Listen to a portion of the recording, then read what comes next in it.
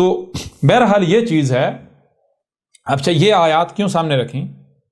یہ آیات کیوں سامنے رکھیں؟ یہ آیات اس لیے سامنے رکھیں کہ یہ جو بابی کتابی اور یہ جتنے بھی ہیں، جو علمی کتابی ہوں یا بابی ہوں یا جتنے بھی ہیں، جی بابوں والے یا بغیر بابوں والے، جی بابوں والے اور بغیر بابوں والے، ان کے اوپر واضح کیا گیا ہے کہ اے گدھے کے بچوں، ذرا بتاؤ دنیا میں وہ کون سی قوم ہے جو عذاب الحریق کا شکار ہے، جن کے اوپر بم برسائے جا رہے ہیں، جو پوری دنیا کے غیظ و غضب کا شکار ہے، آگ کا شکار ہے؟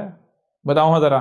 یہودی ہیں، عیسائی ہیں، ہندو ہیں، بدھ مت ہیں، یا پھر وہ جو خود کو کہتے ہیں ہم تو اللہ کے چہیتے ہیں، ہم تو جہنم میں نہیں جائیں گے، باقی سارے جہنم میں جائیں گے. جی اگر ہم جہنم میں چلے بھی گئے تو تھوڑا سا عرصہ، اس کے بعد پھر اللہ اپنے چوزوں کو نکال لے گا، وہ جو اوپر بیٹھا ہوا ہے.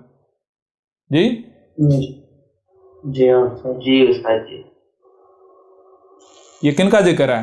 یہ تم مسلمانوں کو کہا جا رہا ہے نہ صرف عذاب الحریق چکھو، بلکہ اس کی وجہ کیا ہے؟ اس کی وجہ یہ ہے کہ تم انبیاء کو قتل کرتے رہے.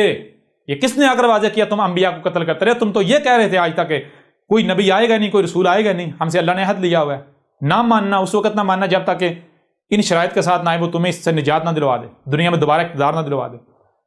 جی تم اقتدار ڈیزرو کرتے ہو، تم طاقت ڈیزرو کرتے ہو، دنیا میں اختیار ڈیزرو کرتے ہو، ہاں تم حقدار ہو اس کے.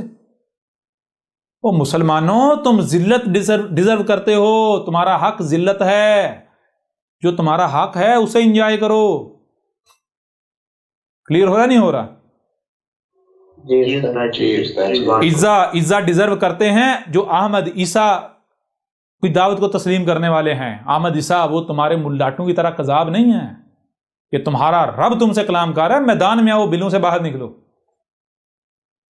بہرحال اب آؤ ذرا اپنی کتابوں کو، جو تمہاری دلیلیں ہیں انہیں دلیلیں ثابت کرو. تمہیں تو یہ نہیں پتا دلیل کسے کہتے ہیں. ایک ایک تمہاری ساری تہیں چھیل کے اتاریں گے.